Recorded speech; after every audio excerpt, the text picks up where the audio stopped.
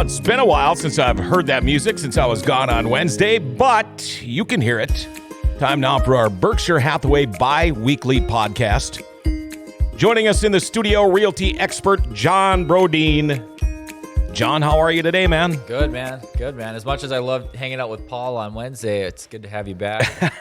Thanks. And one thing I've been dying to find out is, because Paul said he forgot to ask you, how'd that tournament go, by the way? It went well, as good as I could have asked for. I got gold in both my divisions out of the 7 guys. So Really? Took home the win. So you kicked some names and took some ass or something like that? I submitted 3 of the guys I submitted the opponent in 3 of my matches, and then won by a decision in 2 of them. Wow! So yeah. you're the champ, I guess for now. Now. I was really upset because I was gonna watch it live because you sent me the link. Oh yeah. And it wasn't on till late. My division didn't start till like 7 o'clock. Well, I wish I would have got like a notification or something when you were going. Oh, yeah. Because I just completely spaced it, but I was so looking forward to watching you. Yeah, it's still on YouTube. So if you were to go to I can tell you the times to go to watch it. But yeah, it was fun. I was super nervous, but it was a well-run tournament. It was lots of fun. You ever get the chance to put somebody to sleep in one of those? I haven't in a tournament, but I have like in the gym before. Yeah. It's just sometimes it happens but there's no harm done by it. Honestly. Right. I mean, I've gotten put to sleep in the gym before too if you don't it's tap just in time. Take a little nap. Yeah. But okay, tell me though, when you do it though, I mean, you say the words right, like go to sleep. Hush, little baby. We're getting off track here, but usually it scares the crap out of you because the person will start snoring really loudly. Oh, is that right? Oh yeah. Wow. Sometimes their eyes will be open. Yeah, I've seen that where their eyes are open. That is kind of creepy, and it scares the guy that's doing it to them. Yeah. I could imagine. Sorry, we'll get to the show here in a second. But when I was in Taekwondo, like watching people like get knocked out with like a kick or something. That's worse. Yeah. What's like the freakiest thing about it is when they're unconscious, they start moaning. So they're just like, yeah. Okay. All right. That's enough of that. We're really glad here, John, that you did good, you won and a couple of golds. Congratulations. Let's get back to the realty world now. Yeah. I was telling you a story about some friends of mine out west, built a house. It was a fairly new house, decided they wanted to sell it, and they had multiple offers on it. Now, I would think if you were a homeowner and you were trying to sell, that would be a great deal to have multiple offers. But I would imagine there's got to be some do's and don'ts and things you have to watch out for if that would happen. Yeah, so it is in a hot market. It is pretty common to get multiple offers, especially when you've got an attractive property that's priced right. Right when you hit the market, you're going to get so much attention on it, especially in a hot market where there's not a ton of options on the market. Mm-hmm. If you have an attractive property that is like move-in ready, and it probably checks all the boxes for a lot of the buyers out there, right? So they're all going to be looking at it within those first couple of days that it hits the market. And if you do everything right, if your marketing's right and you have it show properly and all that kind of stuff, it's pretty common to get multiple offers. And multiple offers are when you're going to get top dollar for a listing. There's no other way around it, because everybody wants what everybody wants, and nobody wants what nobody wants. Once there's an offer on a property, a person who's maybe on the fence, it usually has a way of causing them to want to make an offer, even if maybe like they wouldn't have otherwise. It makes them want to get in on it because the social proof is there that this house is worth what they're asking because somebody else wants it. And the more people that want it, the more of a frenzy it creates. So as an agent, when I'm a listing agent and I'm handling a multiple offer situation, there's a few important things that I need to do. Okay. And obviously the first thing is treat everyone fairly. If I have one of the offers that's in the mix, I have to make sure that I tell all the agents about that, because if I were to ever not treat everyone fairly in a situation like this, my reputation amongst the agent community is wrecked. So then, right. Everything you've worked for is kind of thrown in the garbage. Yeah. So it's really important to maintain strong relationships with the other agents, and that's the way you treat them in multiple offers is going to have an effect on how things go in the future with them for sure. So obviously treating everyone fairly, being completely honest, like it's happened to me before where an agent has like maybe fibbed a little bit about having another offer, and you find out about it. You're never going to trust a word that agent says. Oh, sure. So having the trust is really important. Treating everyone fairly is really important. doing what you say you're going to do when you say you're going to do it is really important. Like if you say, hey, I'm going to respond to, we're going to make a decision by, 9 o'clock on Wednesday night, 9 o'clock on Wednesday night rolls around, and then I keep stalling or something like that. If you do that sort of thing, it's going to hurt your reputation amongst the agent community. So when you say you're going to do something at a certain time, you do it, and that's going to make everybody get in line and do their things on time and makes everything go a lot more smoothly. So when you have multiple offers on a home, you need to inform all the agents who have shown the home recently that you have an offer. So if their people are still interested, they need to make their offer now.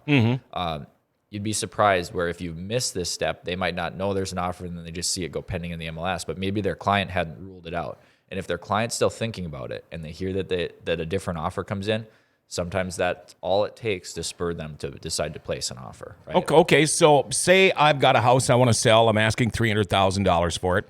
I get an offer for $300,000. Yep. And then somebody calls me an hour later and says, well, I'll give you $300,000 for it. And you say, well, I've already got an offer. Okay, I'll give you $310,000 for it. Now, these friends of mine that I was talking about, they actually ended up it turned out to be kind of like a bidding war. Is that common? Yeah. So here's the thing. We don't, to act in fairness towards all the agents, if you bring me an offer for your clients, I'm not going to be able to tell the other agents how much your offer is. The most information you ever give is, hey, it's a pretty strong offer. Okay. So, do your best. But I'm not going to disclose any information that's going to put my clients at a disadvantage. That's really important.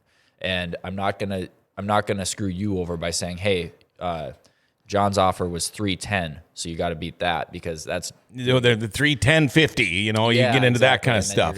And that honestly isn't in my people's best interest either, because then it maybe these people were going to offer 315, but now they're only going to offer 312 because they know how much your offer is. Okay, right. Okay. So you don't disclose numbers. That's important. That's kind of a part of treating everybody fairly, I'd say. You make sure that all the previous showings that, everybody who showed it that week, you make sure you tell them you got an offer on the table, or that you have multiple offers on the table, because that's going to spur the other offers to come in. You need to make sure to tell, this might seem obvious, but you need to make sure you tell all the offering parties that they're in multiple offers. And then the other thing that I'm going to do is I'm going to give them the chance to improve their offer to come in with their best and final offer. If you make an offer on a listing and you are under the assumption that it's that you're the only offer that we're working with, you're going to have a starting point, and then you're going to expect me to counter you, and then you're going to expect that we're going to go back and forth a little bit, and we're going to make a compromise and meet, come to an agreement on price. So that first offer you made isn't your best and final. Now, if another offer comes in, I'm going to say, hey, we're in a multiple offer situation now, so I need you to come in with your best and final offer.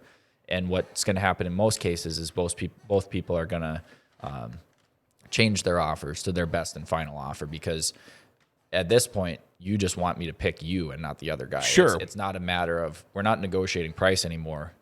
You're trying to sell yourself as being the buyer that's going to get this thing. So if you have the multiple offers and it gets to that point where you have to put in another offer, I don't know how often this happens, but when they do that, because you said you can't say what the offer was, do they normally jump in chunks of like 5, 10,000, 15, or maybe you haven't done it enough to really know? But because if you don't know what the other offer is and you really want that house, I mean, you could end up paying a lot more than the next highest offer, but I guess that's all kind of part of the way it works. Yeah, so the guy you knew was in a big city, or a bigger city than Grand Forks, and like agents I know in Minneapolis, you might end up with like 20 offers. Okay. Our city is not big enough to, like, I've never had a property that's had 20 offers.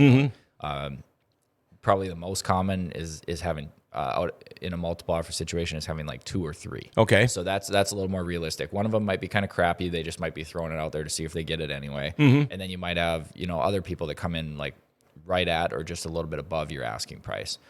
That's a pretty common thing for that to happen. I would imagine, wouldn't that be kind of like a realtor's dream? Yes. To have that happen? Yeah. I mean, wouldn't it be nice if every house you were showing, you had multiple offers? Yeah. If I'm the listing agent, that's exactly what I want, because that's what's going to get my seller the most money. And it gives us the most negotiating leverage too. So we have the high ground on everything. And that's what I want my seller to have for sure. So yes, it's a realtor's dream, a listing realtor's dream. Right, So right. just really quickly, as a buyer, because I experienced this. I mean, so a realtor, I mean, obviously you wouldn't want them to lie to you, but it seemed like every single house that I looked at was there are multiple offers on this, so you got to get it right now. Okay. Yeah, and you had a buyer's agent at the time, right? Yeah. So the listing agents on those houses were telling your buyer's agent, were you looking at houses that were brand new, just hitting the market? Yeah, and so and being in sales, I was just thinking like this is just a sales tactic to try to get you to close the house so they can get their commission. Yeah, no, if there's not multiple offers, they can't say that there is. Okay. I mean, like sometimes you'll hear an agent say like, yeah, we've got another party that's like saying that they're going to make an offer. But then if I represented you, I would say, okay, well, let me know when that offer comes in and you get it in writing. Because we're not going to make an offer under the assumption that there's another offer. If that other offer never comes in, I just cost you probably like, 10 grand or something, 10 grand. So we want to make sure that we don't act like there's multiple offers. Now this is so I don't want to confuse people. This is now if I was your buyer's agent, but the rest of what we're talking about is if I was your listing agent. So if I was your buyer's agent, I would not act as though there are multiple offers until that other offer is actually there in writing. And, it would be a good idea in your case to maybe, there's another party that's maybe interested. Let's say you take that at face value. Let's say you make an offer. It wouldn't be a bad idea to say, we want a response within 12 hours. If you're going to make them a decent offer, not like your best and final offer like you would if there was multiple offers, but you're going to make them a decent offer because you do want the house. Say, hey, we want a response within 12 hours. That way, they're not going to use your offer to try to attract other offers, because you remember how I told you that might get someone to get off the fence and make an offer just that a different offer came in. We don't want them to use our offer to try to draw other offers in. So we want to give them a time frame. We don't want them to string you along for 2 days or 3 days or 4 days trying to get other offers. Okay. So Okay, I would imagine that most of the people watching the podcast today would think this only happens on the real high-end houses, the high-dollar houses, but everybody out there is looking for something different. So I'm sure this could happen whether it's a $130,000 house or a $350,000 house. There's probably many times going to be more than one party interested. Yep, that's a really good point that you bring that up, and you're right. People maybe do think that, but it's actually kind of the opposite. In the luxury market, which is maybe like 400 and up, there are actually a lot fewer buyers. In comparison to the number of listings. So it's actually a little less likely that a luxury home is going to go with multiple offers, and it's a lot more likely that an average price point home is going to go with multiple offers. Okay, I was kind of thinking that too, but I thought, that can't be right. I'm glad you asked that. So we're telling all the people who just showed it that there's multiple offers, right? Now, it's quite possible that there's other showings that are scheduled that haven't seen it yet at the time that we get these offers in. So if they're scheduled way out, we're going to tell them, hey, we got offers. Would you like to move your appointment up? Because we don't want to, if we get multiple offers on a Monday and these people have a showing scheduled for Thursday, we'd like them to be able to see it before we make a decision. Give everybody their chance. Give them their chance, and it would be in the seller's best interest as well, because we want, the opportunity to get another offer. If that's there, might get a little more. Exactly. So, but we also don't want to string this thing along until Thursday and then risk losing the first two. So ask them if they would like to move their showing up. Anybody who has showing scheduled, give them the chance to move their showing up and let them know that there are multiple offers. Agents will hate you if you, if I have a showing set up on your listing and it's set up for Thursday, you never tell me that any offers come in, and all of a sudden you just tell me, hey, your showing on Thursday's canceled, it's sold. That's not a way to make friends. No, and I it would doesn't imagine. do your seller any justice either. Right. So there is some etiquette Certainly. Amongst realtors, just like there would be on the golf course or anywhere else. And that makes sense. Some unwritten rules, if you would. And the professional agents, the ones who are doing the majority of the business, they know all this stuff, and I know that they're going to treat me right. They know that I'm going to treat them right. We're going to do many deals to come in the future. It's not a one and done situation where, I burned them and then oh, this is so fun. This is so great. I burned them and, I'm going to sail off into the sunset. It doesn't work like that. There's some of the top agents, I'll do multiple deals with them every year. Okay. So we've given people a chance to move up their appointments. We've got multiple offers. Everybody involved knows that we've got multiple offers.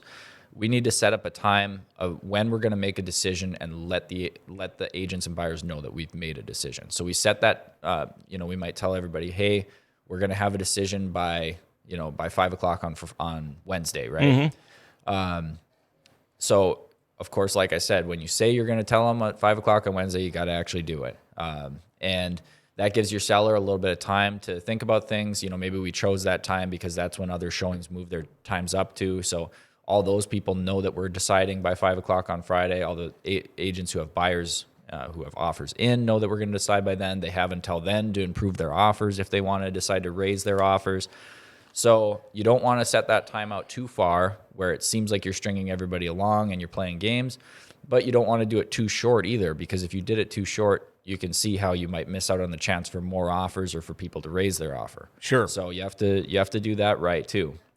And then once you do decide on which person you're going to go with, it's going to be a combination of terms, price, when their closing date is, if they're asking for closing cost assistance, what type of financing they're using, if they're having a home inspection done. This is your chance to maybe tweak some terms last minute and say, hey, we're going to go with you. We want to work with you because of this, but we like this other offer. We don't have to be specific, but say, hey, if you drop your closing cost assistance that you're asking for, we're going to go with you. Okay. Does that work? Or if you drop your inspection contingency, we're going to go with you. So it's one last chance to just iron out some details of the offer, and then you go ahead and you move forward with them. Okay, now the people we were talking about earlier, I called it kind of a bidding war. I should have changed that terminology after talking to you, but here's the one thing. They got a lot more than they originally were asking for their house, Yep. but it came with a stipulation. You need to be out by Thanksgiving. Yeah. Now, if this happens, is that a normal? Is that the norm? If it goes above and beyond what your asking price was, do the new buyers, do they have more power to say, okay, we're going to take this, but you need to be out in 3 weeks? If they were to outbid, the asking price by an enormous amount, and if they're going to do that, they probably have to do something about their appraisal contingency too, because the house has to appraise at or above the sale price if there's an appraisal contingency.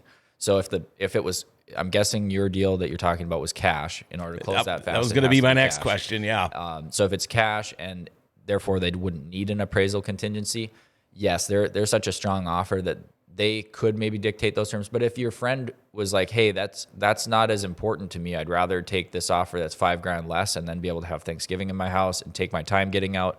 That's where, you and I are going to sit down. We're going to talk about what's important. And, some people, especially if they have an emotional attachment to the house, they might decide to go with the offer that's $2,000 less, but the buyers wrote them a really special note. Okay. About their family and about their dog and their kids. And what Thanksgiving means, one last one at this house, Exactly. that kind of stuff. So is it, I wouldn't imagine it's very common where somebody says, I've got the cash right now, let's do it. It takes on average, it's going to take probably over a week to get the title work done. Even if you got the cash, it still the title work, everything has to get done in order to, transfer ownership, right? No inspection is, in that case, they're not going to be doing an inspection. They're not going to be doing an appraisal. There's no underwriting for financing. They've got the cash in the checking account ready to go. They would obviously need to show the seller proof of funds instead of a pre-approval letter.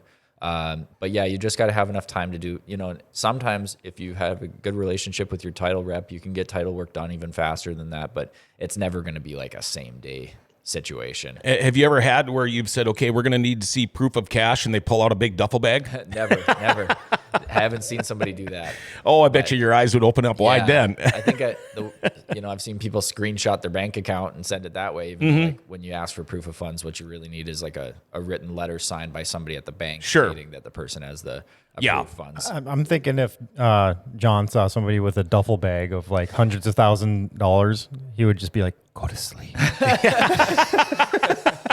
That would be against the realtor code of ethics.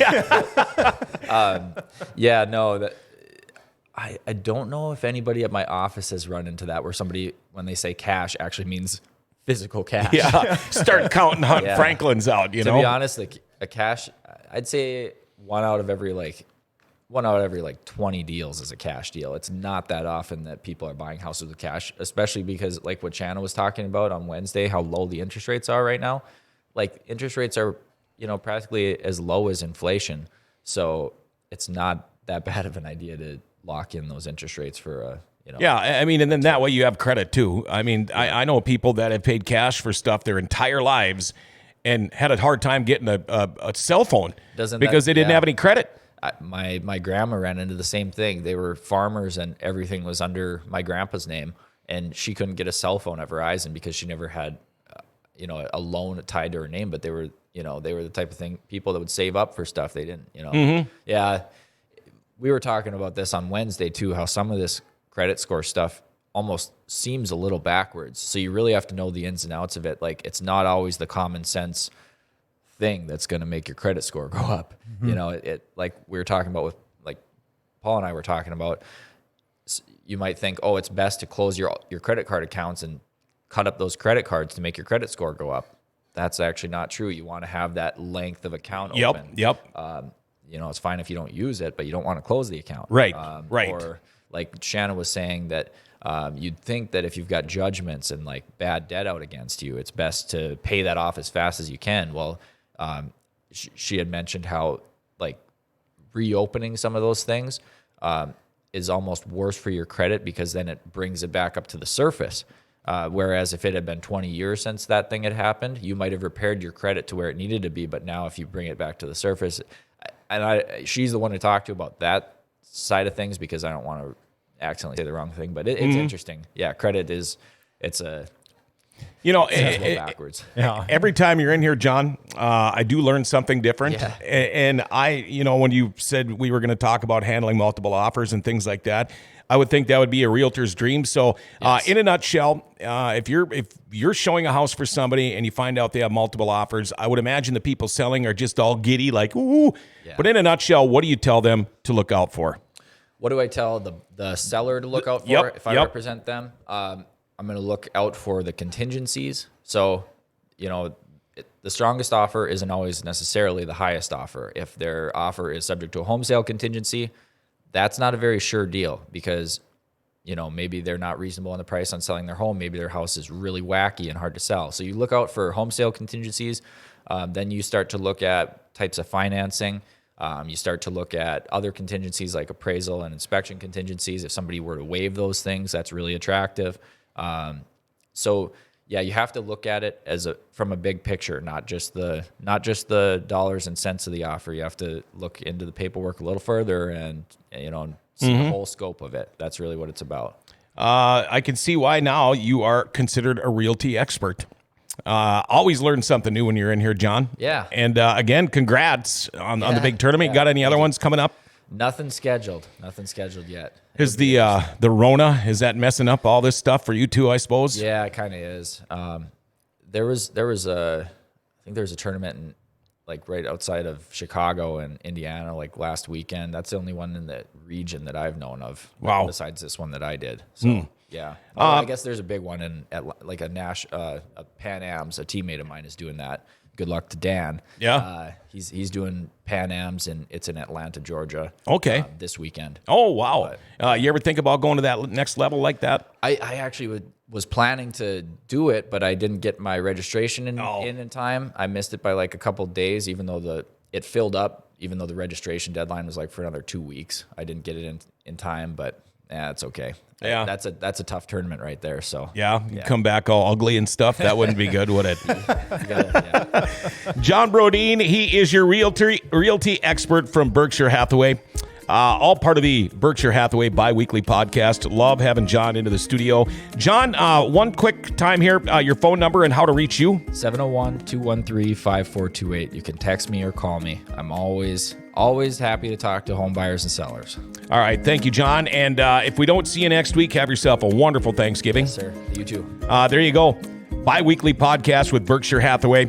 And we'll be back with more from Berkshire Hathaway, and we'll see what realty expert they bring in next Wednesday right here on GFBS.